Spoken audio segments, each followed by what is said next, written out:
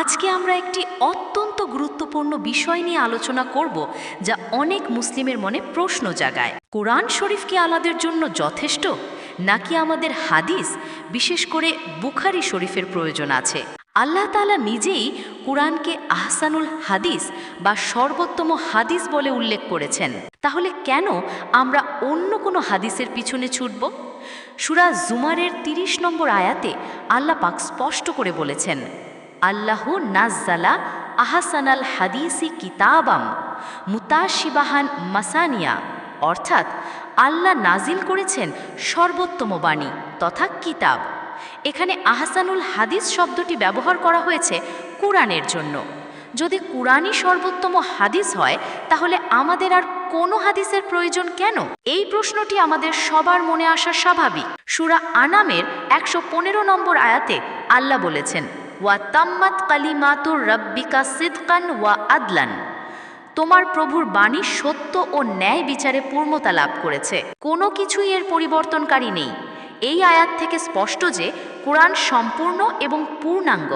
তাহলে এর বাইরে আর কিছুর প্রয়োজন কোথায়? এবার আসি আল্লাহ আকবার প্রসঙ্গে। অনেকে দাবি করেন যে এই বাক্যটি কোরআনে নেই এবং এটি বলা শিরক। আসলেই কি তাই? আমরা যদি কোরআন খুঁজে দেখি, তাহলে দেখব যে আল্লাহ আকবার এই সম্পূর্ণ বাক্যটি একসাথে কোরআনে পাওয়া যায় না, কিন্তু আকবার শব্দটি বিভিন্ন জায়গায় ব্যবহৃত হয়েছে। সূরা নিসার ১৫৩ নম্বর আয়াতে মুসা আকবার উল্লেখ আছে, যার অর্থ মুসা আরও বড় কিছু চেয়েছিলেন। কিন্তু এখানে একটি গুরুত্বপূর্ণ বিষয় লক্ষ্য করুন। আকবার শব্দটি তুলনামূলক অর্থে ব্যবহৃত হয়। যখন আমরা বলি আল্লাহু আকবার, তখন আমরা বলছি আল্লাহ সবচেয়ে বড়। কিন্তু আল্লাহর সাথে কার তুলনা? আল্লাহ তো অতুলনীয়। সূরা ইখলাসে বলা হয়েছে, লাম ইয়াকুল্লাহু কুফুয়ান আহাদ, তার সমতুল্য কেউ নেই। তাহলে তুলনামূলক শব্দ ব্যবহার করে আল্লাহর মহত্ব প্রকাশ করা কি সঠিক? এবার আসি সালাত প্রসঙ্গে। অনেকে মনে করেন সালাত মানেই নামাজ, কিন্তু কোরআনে সালাতের যে অর্থ দেওয়া হয়েছে তা কি শুধুমাত্র ৫ ওয়াক্ত নামাজের মধ্যে সীমাবদ্ধ? সূরা বাকারার ৪৩ নম্বর আয়াতে বলা হয়েছে, ওয়া আকিমুস সালাতা, সালাত কায়েম করো। এখানে ইকামা শব্দটি ব্যবহৃত হয়েছে, যার অর্থ প্রতিষ্ঠা করা, দাঁড় করানো। সালাতের মূল অর্থ হল সংযোগ স্থাপন করা, যোগাযোগ রাখা।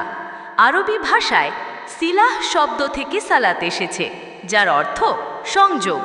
তাহলে সালাত মানে আল্লাহর সাথে নিরন্তর সংযোগ রাখা, শুধুমাত্র নির্দিষ্ট সময় কিছু আনুষ্ঠানিকতা পালন করা নয়। সূরা আনকাবুতের ৪৫ নম্বর আয়াতে বলা হয়েছে, এন্না সালাতা তানহা আনিল ফাহশাই ওয়াল মুনকার, নিশ্চয় সালাত অশ্লীলতা ও মন্দ কাজ থেকে বিরত রাখে। যদি সালাত শুধুমাত্র ৫ ওয়াক্ত নামাজ হতো, তাহলে শুধু নামাজের সময় কি আমরা পাপ থেকে বিরত থাকব? বাকি সময় কি আমরা যা ইচ্ছা তাই করব? এটা তো যুক্তিসঙ্গত নয়। সালাত হলো আল্লাহর সাথে নিরন্তর সংযোগ রাখা, প্রতিটি মুহূর্তে তার স্মরণে থাকা।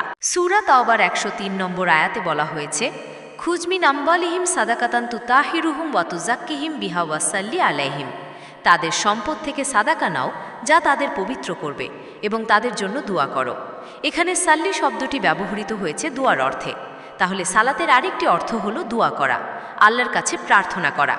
কুরআনে আরও বলা হয়েছে সূরা আহজাবের ৫৬ নম্বর আয়াতে, ইন্নাল্লাহা ওয়া মালাইকাতাহু ইউসাল্লুনা আলান নাবিয়্যি, নিশ্চয়ই আল্লাহ ও তার ফেরেশতাগণ নবীর উপর সালাত পাঠান। এখানে আল্লাহ ও ফেরেশতাদের সালাত পাঠানোর কথা বলা হয়েছে। তারা কি নামাজ পড়েন? অবশ্যই না। এখানে সালাত মানে রহমত, দুয়া, আশীর্বাদ। এইসব আয়াত থেকে স্পষ্ট যে সালাতের অর্থ ব্যাপক। এটি শুধুমাত্র নির্দিষ্ট আনুষ্ঠানিকতার মধ্যে সীমাবদ্ধ নয়। সালাত হলো আল্লাহর সাথে নিরন্তর সংযোগ, তার স্মরণ, তার কাছে প্রার্থনা এবং তার আদেশ নিষেধ মেনে চলা। সূরা বাকারার ১৮৭ নম্বর আয়াতে আল্লাহ বলেছেন, তিলকা আয়াতুল্লাহি নাতলুহা আলাইকা বিল হাক্কি, এগুলো আল্লাহর আয়াত যা আমি তোমার কাছে সত্যসহ পাঠ করছি। আল্লাহ নিজেই বলেছেন যে তিনি কুরআনের আয়াতগুলো সত্যসহ পাঠ করছেন। তাহলে এর বাইরে আর কোনো সত্যের প্রয়োজন আছে কি? সূরা আনামের ৩০ নম্বর আয়াতে বলা হয়েছে, মা ফাররাতনা ফিল কিতাবি মিন শাইইন, আমি এই কিতাবে কোনো কিছুই বাদ রাখিনি। যদি আল্লাহ কুরআনে সব কিছুই অন্তর্ভুক্ত করে থাকেন, তাহলে আমাদের অন্য কোনো গ্রন্থের প্রয়োজন কেন? হাদিসের ব্যাপারে আরেকটি গুরুত্বপূর্ণ বিষয় হলো সূরা হাশরের 7 নম্বর আয়াতে বলা হয়েছে, ওয়ামা আতাকুমুর রাসূলু ফাখুজুহু ওয়ামা নাহাকুম আনহু ফান্তাহু। রাসূল তোমাদের যা দিয়েছেন তা গ্রহণ করো এবং যা থেকে নিষেধ করেছেন তা থেকে বিরত থাকো। কিন্তু এই আয়াতের প্রেক্ষাপট কি? এটি গনিমতের মাল বন্টনের প্রসঙ্গে বলা হয়েছে, এটি সাধারণ নির্দেশনা নয়। আরও গুরুত্বপূর্ণ বিষয় হলো রাসূল সাল্লাল্লাহু আলাইহি ওয়াসাল্লাম নিজেই বলেছেন, লা তাকতুবু আন্নি গায়রাল কুরআন, আমার থেকে কোরআন ছাড়া আর কিছু লেখো না। এই হাদিসটি মুসলিম শরীফে আছে। তাহলে রাসূল নিজেই যদি কোরআন ছাড়া আর কিছু লিখতে নিষেধ করে থাকেন, তাহলে আমরা কেন হাদিস অনুসরণ করব? সূরা আরাফের 3 নম্বর আয়াতে আল্লাহ বলেছেন, ইত্তাবিউ মা উনজিলা ইলাইকুম মির রব্বিকুম ওয়া লা তাত্তাবিউ মিন দুনিহি আউলিয়া। তোমাদের প্রভুর পক্ষ থেকে যা নাজিল করা হয়েছে তার অনুসরণ করো এবং তিনি ছাড়া অন্য কোনো অভিভাবকের অনুসরণ করো না। এই আয়াত স্পষ্ট করে বলছে যে আমরা শুধুমাত্র আল্লাহর নাজিলকৃত বিষয়ের অনুসরণ করব। কুরআনের পূর্ণতা সম্পর্কে সূরা মায়েদা 3 নম্বর আয়াতে বলা হয়েছে, আল ইয়াউমা আকমালতু লাকুম দীনাকুম ওয়া আতামামতু আলাইকুম নিয়ামাতি ওয়া রাদিতু লাকুমাল ইসলামা দীনা। আজ আমি তোমাদের জন্য তোমাদের দ্বীনকে পূর্ণ করলাম এবং তোমাদের উপর আমার নিয়ামত সম্পূর্ণ করলাম এবং ইসলামকে তোমাদের দ্বীন হিসাবে পছন্দ করলাম। যদি আল্লাহ দ্বীনকে পূর্ণ করে দিয়ে থাকেন, তাহলে এরপরে আর কোনো সংযোজনের প্রয়োজন কি? হাদিস কি দ্বীনের অংশ নয়? যদি হয়, তাহলে তা কুরআন নাজিলের পরে এলো কিভাবে? আর যদি না হয়, তাহলে আমরা কেন এর অনুসরণ করব? সূরা ইউনুসের 15 নম্বর আয়াতে আল্লাহ বলেছেন, কুল মা ইয়াকুনু লি আন উবাদ্দিলাহু মিন তিলকাই নাফসি ইন আত্তাবিউ ইল্লা মা ইউহা ইলাইয়া। বলো, আমার পক্ষে এটা সম্ভব নয় যে আমি নিজের পক্ষ থেকে এটা পরিবর্তন করি। আমি শুধুমাত্র সেটাই অনুসরণ করি যা আমার কাছে ওহী করা হয়। এই আয়াত থেকে স্পষ্ট যে রাসূল শুধুমাত্র ওহীর অনুসরণ করতেন। তাহলে প্রশ্ন হলো, হাদিস কি ওহী? যদি হয়, তাহলে তা কোরআনের মতো সংরক্ষিত কেন নয়? আল্লাহ তো বলেছেন, ইন্না নাহনু নাজ্জালনা যিকরা ওয়া ইন্না লাহু লাহাফিজুন। আমি যিকর নাজিল করেছি এবং আমি এর সংরক্ষণকারী। এই প্রতিশ্রুতি কি হাদিসের জন্য প্রযোজ্য? আসলে কোরআনই আমাদের জন্য যথেষ্ট। এতে রয়েছে সব ধরনের হেদায়েত। সূরা নাহলের 99 নম্বর আয়াতে বলা হয়েছে, ওয়া নাজ্জালনা আলাইকাল কিতাবা তিবয়ানান লিকুল্লি শাইইন। আমি তোমার উপর এমন কিতাব নাজির করেছি যা সব কিছুর স্পষ্ট বর্ণনা। যদি কোরআন সব কিছুর স্পষ্ট বর্ণনা হয়, তাহলে আমাদের আর কিছুর প্রয়োজন কি? সালাত প্রসঙ্গে আরও বলতে হয়, কোরআনে বিভিন্ন ধরনের সালাতের কথা বলা হয়েছে। সূরা জুমুয়ার 9 নম্বর আয়াতে জুমুয়ার সালাতের কথা বলা হয়েছে। সূরা নিসার 103 নম্বর আয়াতে সফরের সময় সালাত কসর করার কথা বলা হয়েছে, কিন্তু কোথাও 5 ওয়াক্ত নামাজের স্পষ্ট উল্লেখ নেই। সূরা ইসরার 77 নম্বর আয়াতে বলা হয়েছে, আকিমিস সালাতা লিদুলুকিশ শামসি ইলা গাসাকিল লাইলি ওয়া কুরআন আল ফাজরি। সূর্যাস্ত থেকে রাতের অন্ধকার পর্যন্ত সালাত কায়েম করো এবং ফজরের কোরআন। এখানে 3টি সময়ের কথা বলা হয়েছে, 5টি নয়। আসলে সালাত হলো আল্লাহর সাথে নিরন্তর সংযোগ রাখা। এটি শুধুমাত্র নির্দিষ্ট সময়ে নির্দিষ্ট আনুষ্ঠানিকতার মধ্যে সীমাবদ্ধ নয়। সূরা আলে ইমরানের 191 নম্বর আয়াতে বলা হয়েছে, আল্লাযুনা ইয়াজকুরুন আল্লাহা কিয়ামান ওয়া কুউদান ওয়া আলা জুনুবিহিম। যারা দাঁড়িয়ে, বসে এবং শুয়ে আল্লাহর জিকির করে।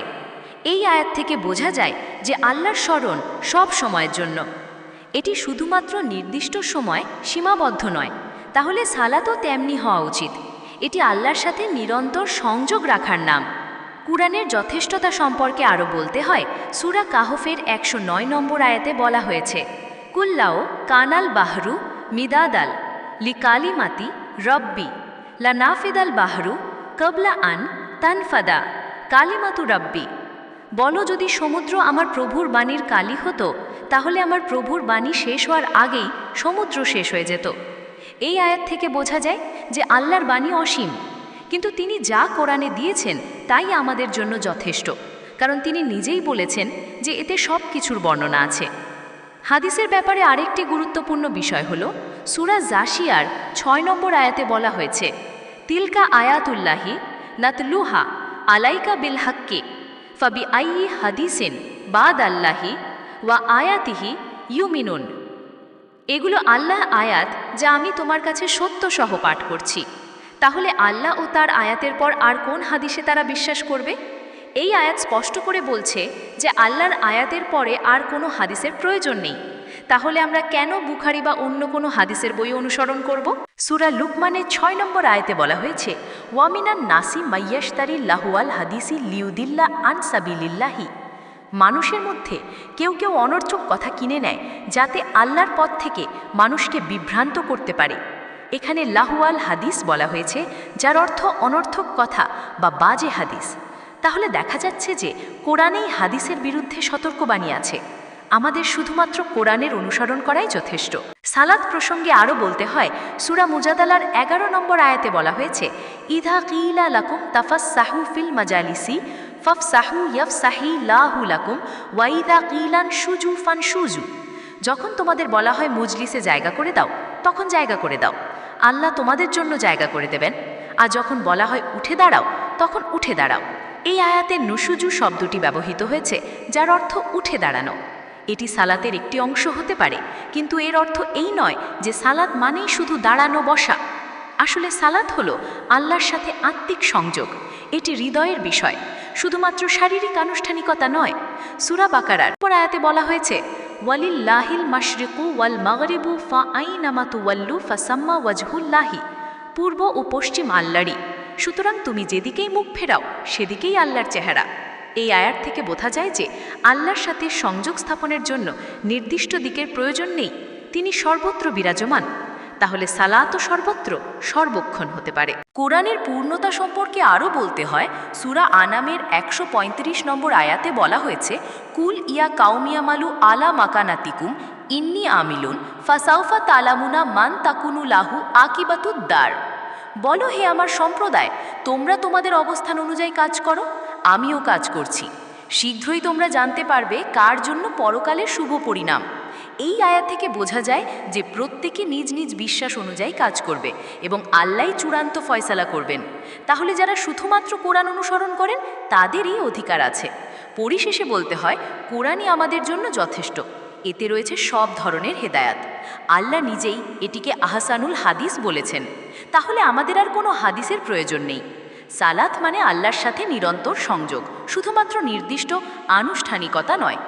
আর আল্লাহু আকবার বাক্যটি কোরআনে নেই এবং তুলনামূলক শব্দ দিয়ে আল্লাহর মহত্ব প্রকাশ করা সঠিক নয়। আল্লাহ আমাদের সবাইকে সঠিক পথের হেদায়াত দান করুন।